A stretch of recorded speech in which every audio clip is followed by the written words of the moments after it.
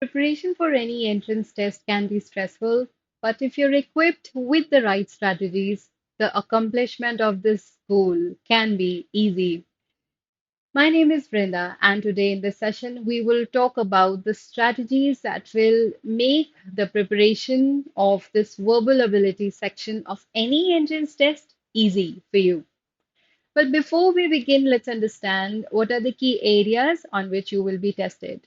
Well, first and foremost, you will be tested on grammar. Now, the reason behind this is that they want to check how sound, how concrete your structure is. So there can be several questions based on parts of speech, tenses, rules of parallelism, modifiers, or maybe narration, voice, and many more. Then, generally, there is a section dedicated to vocabulary. Here, you can expect direct questions based on synonyms and antonyms, idioms and proverbs, spelling errors, foreign words. So, whatever the structure be, they want to check your word usage. Then, there is a section dedicated to analogy. Now, here you're given a pair based on certain relationship, and you'll be asked to identify a similar pair from the given alternatives. Now, here they check how concisely and accurately you think. So, they check your reasoning power through this section. And then you have the reading comprehension passage-based questions. Here, you'll be given a passage and there will be certain questions based on it. So you read the passage, comprehend the passage, and answer the questions, which can be contextual vocabulary-based questions. They can be direct or indirect questions. And then there are questions based on sentence rearrangement and para jumbles. Now let's understand how to prepare for this verbal ability section in any aptitude test. Now let's see how to prepare. Now, a major challenge that almost all the students face is how to enhance vocabulary. Now, students, there are several methods that will help you enhance your vocabulary, but nothing compares reading. Now, if at all you read not just your vocabulary, but your grammar, your structure, and even your comprehension will improve. So, read as much as you can if you're preparing for any entrance test. Other than that, the major methods that will help you grow your word stock are the root method, the mnemonic techniques, or the word cluster method. But then even before we get into this, whenever you come across a new word, just make sure that you know certain key aspects of the word, such as the pronunciation of the word, the spelling of the word, the meaning of the word, and whether it's a positive or a negative word. These things will help you use the word properly in any context. Now, let's understand what these methods are with the help of some examples. So, you can look for the root method. Now, what we essentially do here is that most of the words in the English language come from a certain root. So, if you understand the meaning of the root, you can understand the variance. That is, if you add a suffix or a prefix to the word, and whatever the new outcome, the new variant is, it will have to do something with the meaning of the root word. So, if the word is bene, which means well, and we've created some words. Around it, they would more or less mean the same, or they would revolve around the word well. Now, let's see. Benign, it's an adjective, it's a positive word. Now, this means kind or gentle disposition, somebody who's neutral, somebody who's harmless. Now, benison, it's a noun. Now, this simply means blessing, again, a very positive word. Beneficence simply means it's a noun, and this means the act of goodness. Beneficiary is somebody who receives the gift. Benevolence is the disposition of doing good for others. So it's again a noun, very positive word. Benediction means prayer, and nota bene. This comes from the Latin root. This simply means take careful notice. Now, if the word bene means well, which itself is a very positive word, we can see that most of the words that are derived from this root are very positive in nature, right? Now, let's understand another technique that will help you remember and retain the words for a long period of time. Now, this one is called mnemonic technique. Here, you take a new word and then you build something around it. Let's say you associate this word to anything that helps you remember this word. So it could be, say, a picture. Maybe you break down the spelling into something that will help you remember the word. Now, for example, the word is egregious, which means something wrong, a mistake, a blunder. Now, here in the picture, you can see Rudolph, the reindeer with a red nose. Generally, the reindeers have black or brown noses. This one has a red nose. That's a mistake. It's egregious, right? So, you build visual or general, say, images, and you try to remember the word using the mnemonic techniques, a very effective method that will help you enhance your word bank. Then comes the word cluster method, another very useful method. Now, let's say the word is conspicuous, which simply means easily seen or noticed. Now, you try and understand the synonyms and the antonyms related to the word. So, you'll be learning a lot of new words at the same time. So, maybe the synonym for the word is prominent or obvious, and the antonym, besides inconspicuous, concealed or hidden. So something that's not easily seen, something that's not easily noticed. So put similar words together based on antonyms or synonyms or any other feature that can help you say remember those words. That would be your word cluster method. Now let's practice a little and see the usage of the words. Now you can expect a question somewhat like this in the exam, where they'll say each question has a sentence with a word underlined. Now identify the meaning of the word as used in the sentence. Well, I'll underline the words for you here in this case. Now let's just say the cosmetic preparations that are used for beautifying oneself have deleterious effects. Now, here the options are harmful, unpredictable, tremendous, beneficial, or lasting. Now, look at the way the word has been used and what part of speech do you think that word is. That will help you identify what is the answer. Now, deleterious effects means this word is an adjective. Now, we need an adjective, and let's look at the words. Can it be harmful? Can it be unpredictable? Can it be tremendous? Can it be beneficial or lasting? Now, deleterious is something that's not so good. So the right answer for this one will be harmful. Let's see. Max, a graduate in marketing, has been obsessed with songs since the age of 10. Now, the word is obsessed. That means you're continuously thinking about something. So you're obsessed with that thing if you're continuously thinking about things. And let's look at the options. Captivated, that means you're kind of attracted. Continually preoccupied, you're constantly thinking about it. Confront, facing the problem area. Disturbed or shrouded. Shrouded is covered, hidden. So the right answer choice here in this case will be continually occupied. Now, captivated looks close because it means you're attracted to something, but obsessed is slightly a degree higher, which means that you're constantly thinking about the same thing. So, the right answer choice in this case would be continually preoccupied. With his cunning business acumen, he has amassed a large fortune. Now, acumen means your state of being aware, state of being sharp. Now, let's see power, capability, accountability, competition, or astuteness. Now, astuteness is another word where you're sharp, you're shrewd, you're active, you're aware. So that makes this the right answer choice, although all the other choices look so close, right? Now let's look at another one. Sleep eluded the worried student, and he went out for a breath of fresh air. Now, the word here is eluded, which is a verb in the sentence. So, we need a verb to say substitute the word. Shadowed, lagged, evaded, seized, neglected. Now, eluded simply means, say, evade, leave something. So, the right answer choice here in this case will be evaded. The grammar section is designed to check how strong is your structure or whether you can construct the sentences correctly or not. For this, a thorough knowledge of all the eight parts of speech is essential. Now, this section of the test can have questions such as spot the error, match the columns, or fill in the blank to see how strong your structure is. And then for that, you need to have the basic understanding of certain key concepts. Now, let's look at some of the key concepts that will help you, say, do well in this section of the test.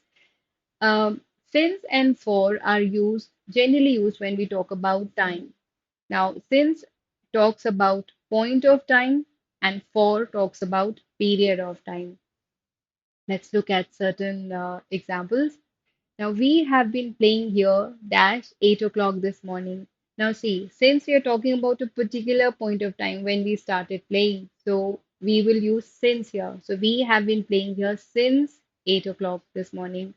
This church has been here dash centuries. Now, centuries could mean 200, 2 centuries, 8 centuries, 12 centuries. But we are talking about a period of time here, and nothing is certain.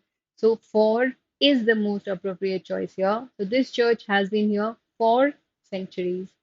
It has been raining dash yesterday morning. Now we know that the rain started yesterday morning. So we have a definite point of time here. So it has been raining since yesterday morning.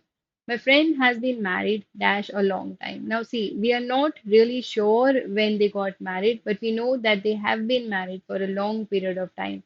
So when we are talking about a period of time, we use for and not since. So my friend has been married for a long time. The other thing to notice in these sentences is that whenever we generally use since, we associate it with the perfect tense. And this information will really help you in a lot of ways. Now, let's look at some more key areas to understand. Well, a difference between simple past tense and past perfect tense will also help you identify a lot of errors in the questions that you can expect in this aptitude section. Now, see, first of all, let's understand the key concept. Simple past tense will talk about a completed action at the point of speaking, and here we generally use singular activity in a sentence.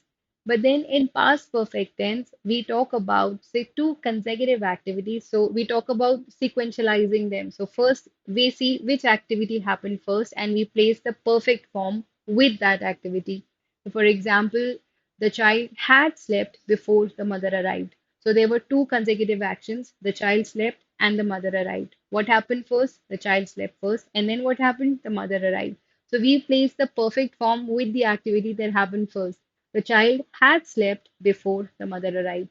So a difference between these two will help you identify the errors. Let's understand this with the help of some examples. We dash eat when she dash home. So two things happened. We ate and she came home. Now, what happened first?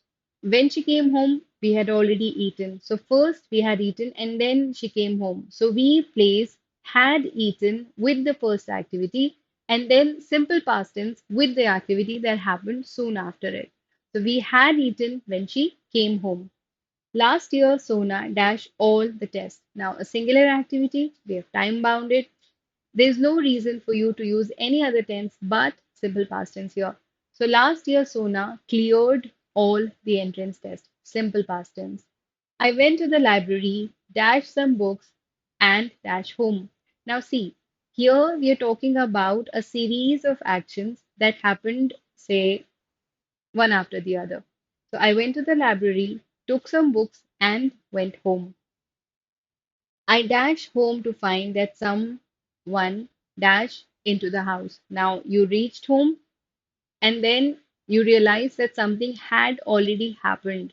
Now here we reached home to find that someone had broken into the house. Let's look at some questions based on spotting the error now.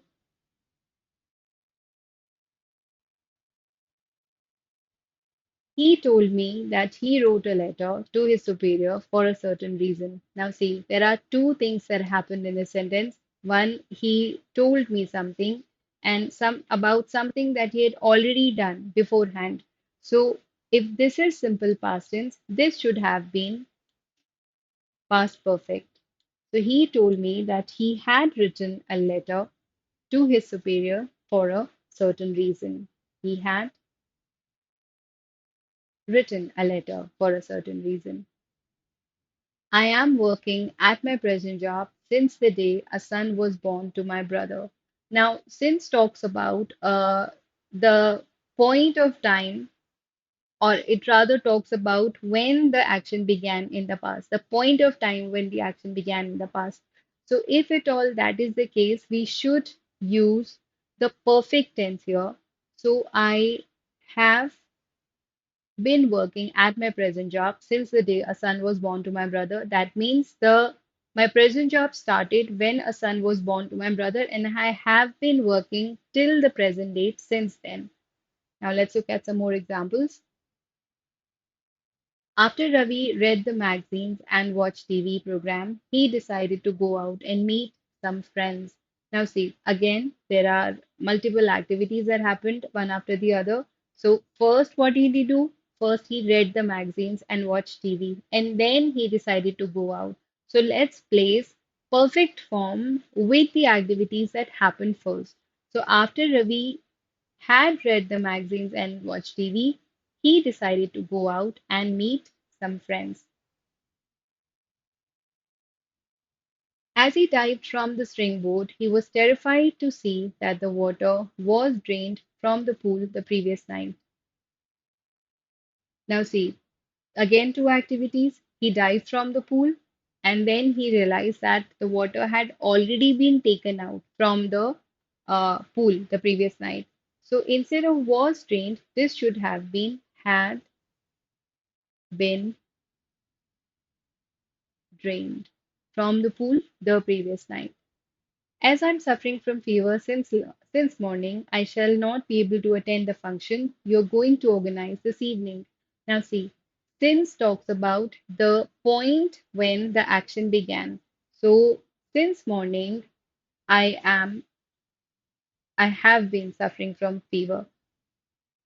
And we associate perfect tense with since.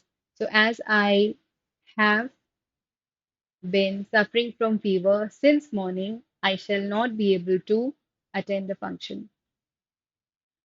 Now we'll talk about some more aspects of tenses that will ease the process and help you identify the errors much faster.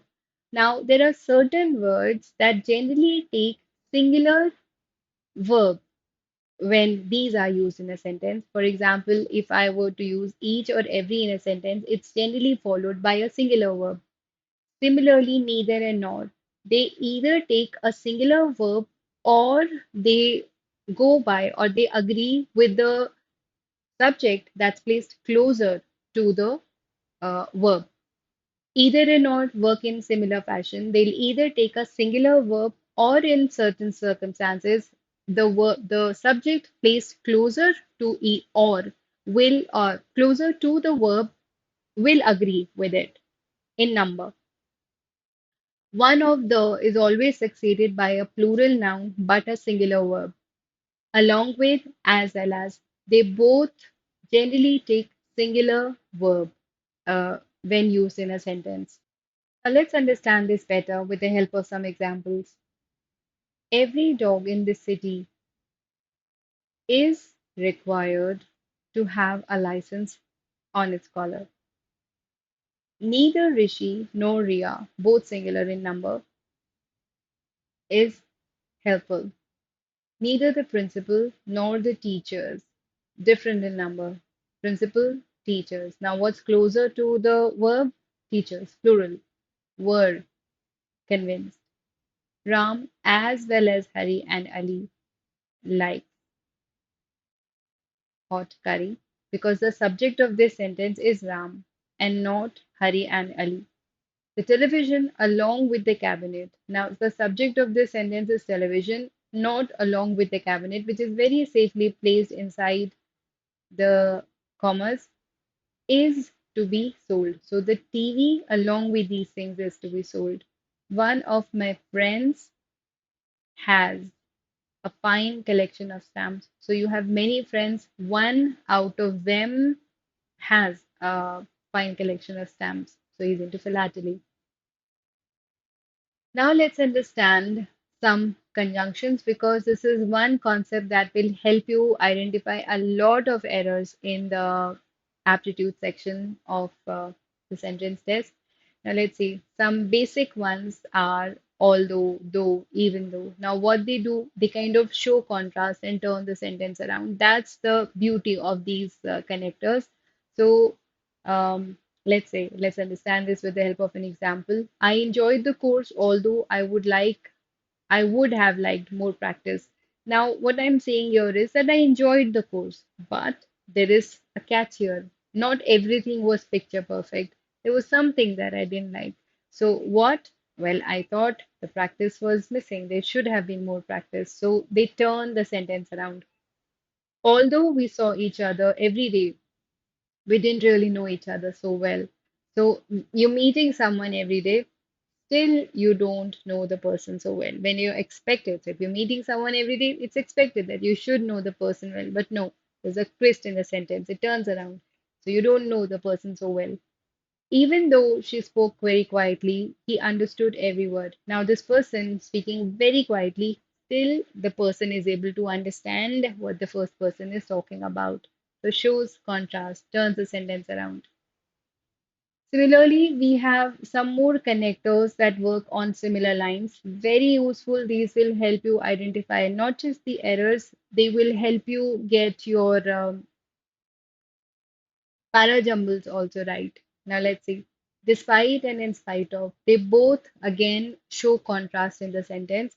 So, they both can be used interchangeably, just that despite works singularly and in spite works with of. So you cannot separate the two, they would lose the meaning. In spite of this apparent failure of medical leadership, I believe there is yet time for an appropriate response. Now, there are certain things that you can learn here through this example. First of all, when we use in spite of, it is always followed by either a noun or a pronoun or a gerund only and nothing else. And if at all you are to use anything that definitely follows it, it can only be yet, or even if you can drop it, that's okay. Now, despite, in the same manner, to be followed by either a noun or a pronoun or a gerund.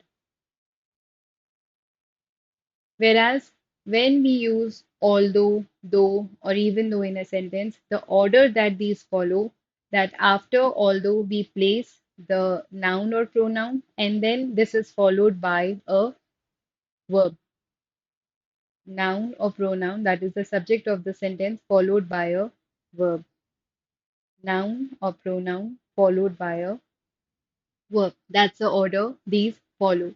Now let's practice a little. Let's see. Now, you need to choose despite, in spite of, although, even though, or despite the fact in the following sentences. And there can be more than one answer choice because here uh, some of them can be used interchangeably as already discussed. So, dash the bad weather. So, we just have a noun right after this and no verb. So, the chances that we should be using either despite or in spite of increase. So let's say, despite the bad weather, we went on a school picnic. So it was bad weather, but still we went, say, to enjoy our picnic. Dash his illness, again followed by a pronoun. Benny went to school because he had an important exam. So, not feeling well, should have stayed home, should have rested. He chose to go to work. Turns the sentence around. So, either in spite of or despite, both are right here. My mother is never pleased with my grades. I get nothing less than a B. Now see, followed by a pronoun and then a verb. So you could use although, even though, or though here. So although I get nothing less than a B. I have so many cavities. Dash, I brush my teeth regularly. Followed by a pronoun and then a verb. Well, you could use although, even though, or though. So, though, even though, although, all are absolutely right here. She didn't eat fast food, dash, she was starving. Pronoun and a verb. Use either of the two. Although, though, even though. All would fit perfectly in this one. Now let's look at another question that can be directly asked in a lot of entrance tests. Now let's see. This one is called speech. It works on the principle that you're repeating the words of the speaker. So when you quote what the speaker originally said, or that is called direct speech, but when you repeat the words originally spoken by the speaker. That one is called indirect speech. Now, a lot of students find this concept slightly difficult, but I guess this is one of the more easiest concepts here in English language because if you understand certain fundamentals, you will never get these ones wrong. Now, let's see. This said here in the direct speech where you're quoting what she said, and you've written certain things here within the inverted commas. This said is termed as reporting verb, and whatever is written within the inverted commas is called the reported speech. Now, the crux of the speech lies on the fact that if your reporting verb is in past tense, your reported speech will change in past tense. But if your reporting verb is either present tense or future tense, the tense of the reported speech does not change. How simple is that, right? Now let's see. She said, I am unwell. Now, we introduced that in the case of declarative sentences. So she said, I'm unwell. So what did she say? She said that she, now said is already in past tense. So you simply change this is to was, that is in the past form because said was in past tense. So she said that she was unwell. Maya says, or let's say, Maya will say, I'm unwell. Well, either case, if your reporting verb is either present tense or future tense, the tense of the reported speech will not change. Now, Maya says or will say, now you can add that she is unwell. Himani said, see, past tense. We can't live without water. Now, this is one case where, though the reporting verb is in past form, the tense of the reported speech does not get affected. The reason being, we are talking about a universal truth. So, if at all you are um converting a sentence that deals in universal truths, then we do not make the changes. Otherwise, this rule is 100% applicable. So here, Himani said that we cannot live without water. Now, this is the case when you have to deal with declarative sentences. Now, if at all you have imperative sentences where generally the doer of the action is missing and the sentence talks about either a command or a request or an advice, we introduce the connector to in this case, and the rest of the rules follow. Now, see, Sam said to Helen, said is past tense. Now, changes to ordered because it's a command, go away. It's an order. So, Sam ordered Helen to go away. Now, here this go doesn't change to past tense because now it's working like an infinitive and not the main verb of the sentence. The main verb of the sentence here is ordered. So don't let that confuse you. The boy said to her, please wait. Now the boy is requesting her to wait. Said is in past tense. The boy requested. See, we can change the reporting verb to any other similar word in the same tense, but we cannot change it altogether.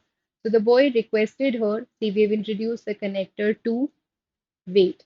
Please becomes requested, and we use the connector to when we change such a sentence, which was in imperative form earlier, to indirect speech. Now let's see if at all you have to deal with questions. There are two ways of asking questions. Either you ask questions using the question words. In that case, we don't need any connector. The question word itself becomes the connector.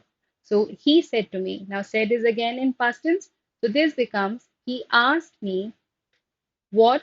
Now the other rule that you need to understand here in this one is that the helping verb will change its position and will be placed after the nearest noun or pronoun. So he asked me what I was doing. See, now I is the person, that is me here, the listener. Said changes to asked because it's a question, no connector. We safely place this R closest to the nearest noun or pronoun. And we change it to was because the reporting verb of the in direct speech was past tense. Where will you live? Asked the girl. So the girl inquired where will be placed here. I would live. Now, since asked was past tense, will has to change to would and has to be placed after the nearest noun or pronoun. Now, the other format in which the questions can be asked are the questions beginning with modal auxiliaries or helping verbs. So he said, will you come here for the meeting? Well, here in this case, the only change that we need to take care of is that we introduce either whether or if, otherwise, rest of the rules stay the same. So he said, will you come after the meeting? So he asked, past tense, if or whether. Now, will changes the position.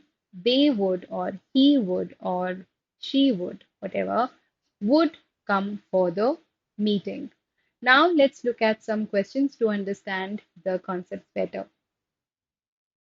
She said, Mira, will you come tomorrow?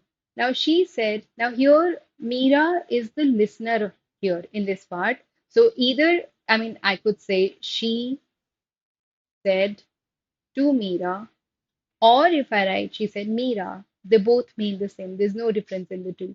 Now, here a question has been asked, will you come tomorrow? Now, since it begins with the helping verb, the right answer choice here will be C. She didn't tell anything to Mira. She asked a question. So we can, and then there's another flaw in the sentence.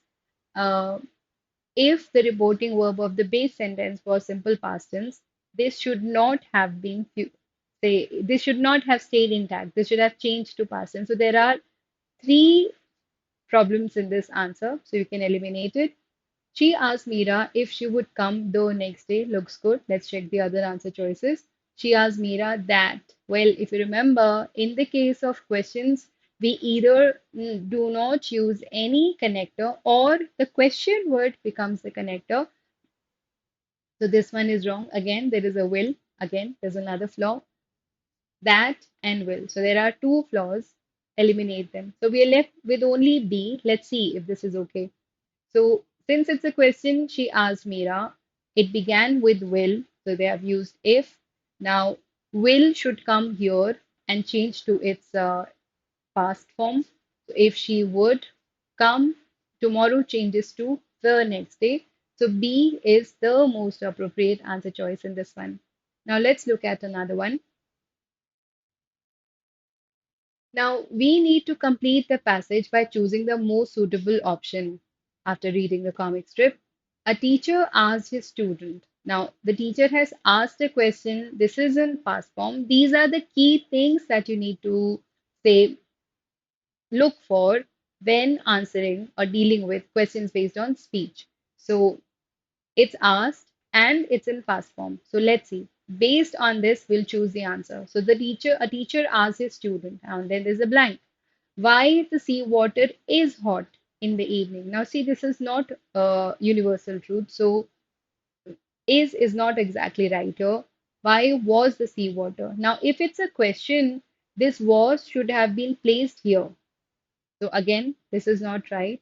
Why the sea water was hot in the evening looks okay. The reason of hot sea water in the evening. Now, when you're asking a question, we do not use the word reason. So the most appropriate answer choice in this case is option number three. So a teacher asked a student why the connector, the sea water was hot in the evening. One of the students got up and respectfully answered that it was so because the sink sinks. Now, see, if it is answered, the reporting verb is in past form. There's no reason why you would use sinks here. The sun sank into it. The sun had sink. Well, this is grammatically wrong. With had, you need the third form of the verb. The sun was sinking into it. See, that's a something that happens every day, right? So cannot be was sinking into it. So the only right answer choice here in this case is the sun sank into it in the evening. Now remember, it's a comic strip, so supposed to be funny and informative, right? Now comes the turn of a very interesting section of the test, the reading comprehension passage. If you understand how to deal with the reading comprehension passage, if you develop these strategies, you can score full marks in this section of the test.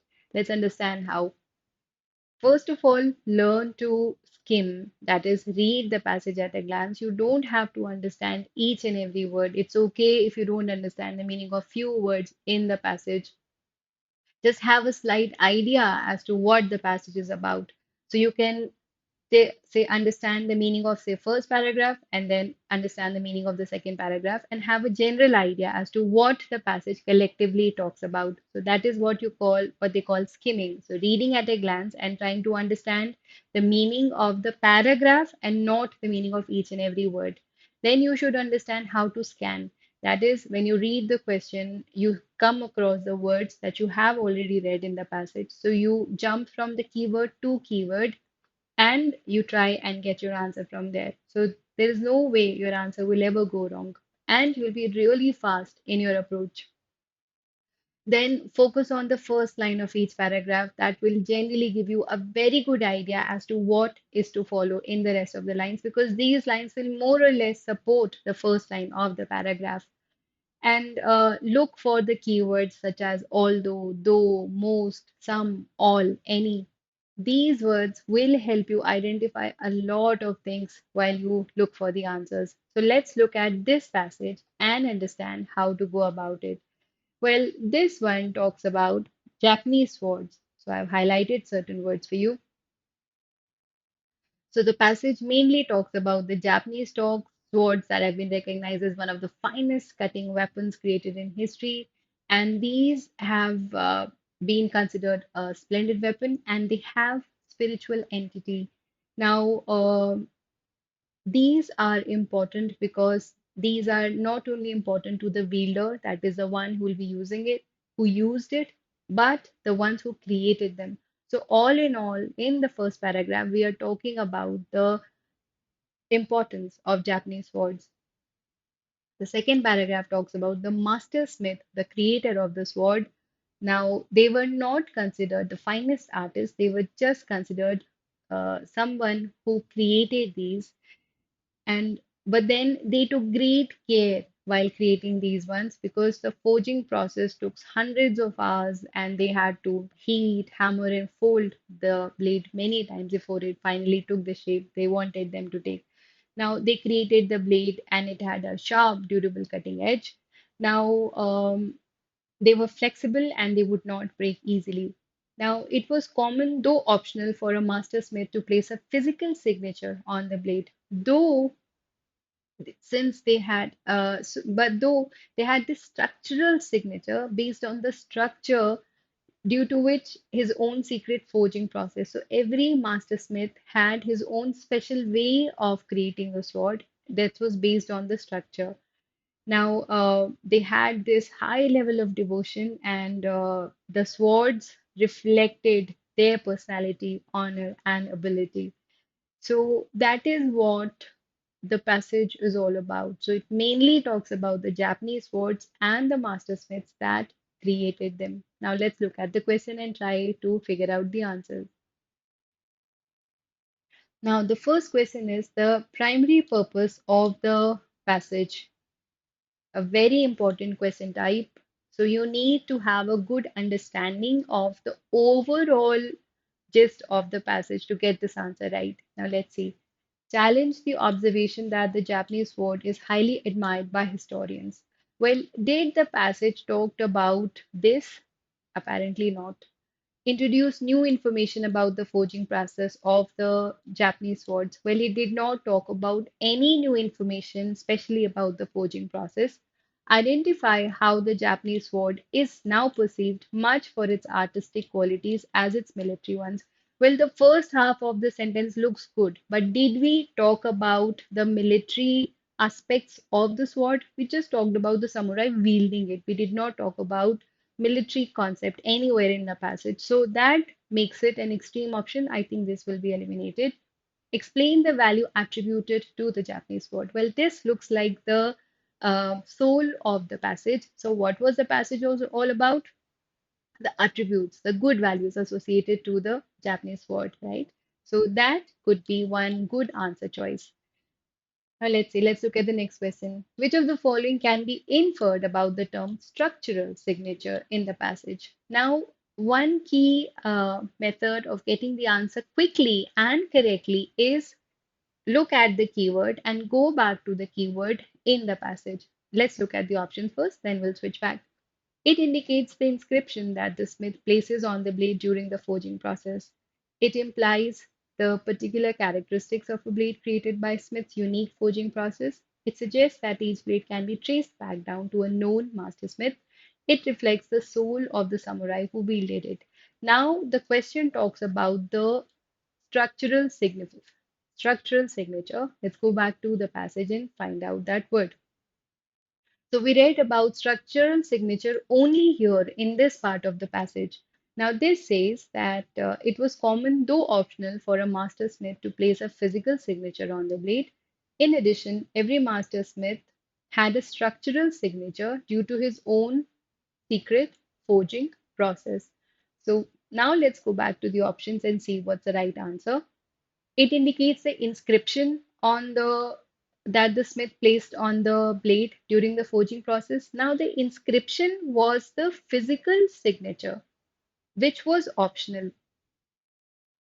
It implies the particular characteristics of a blade created by Smith's unique forging process. Well, it does look okay because it talks about the particular characteristics, the structure that the smith gave to his own swords. So looks okay. Let's put this on hold. It suggests that each blade can be traced back to a known mastersmith. Well, did we talk about known mastersmiths anywhere in the passage? I guess not.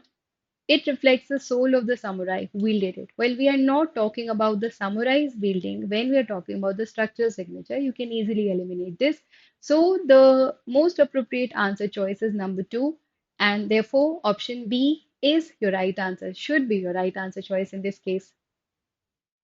Master Smith took great care to ensure. Now, what did he take great care? Sharpness, uniqueness, durability, flexibility. Well, you could go back to the passage to refer to it, but the answer is uniqueness of each sword because we did not talk about only the sharpness or the durability or flexibility, but we talked about the uniqueness of each sword in the passage. Well, students, this is how these strategies will help you get the answers faster and will help you save time so that you can devote more time to the other more complicated sections of the test. Students, cracking the entrance test just doesn't require your knowledge, your willpower, or your perseverance. It requires certain amount of strategies as well. So work around the strategies, and then you will see that you will very easily sail through this journey and will reach your destination. That is the college of your choice. Best wishes.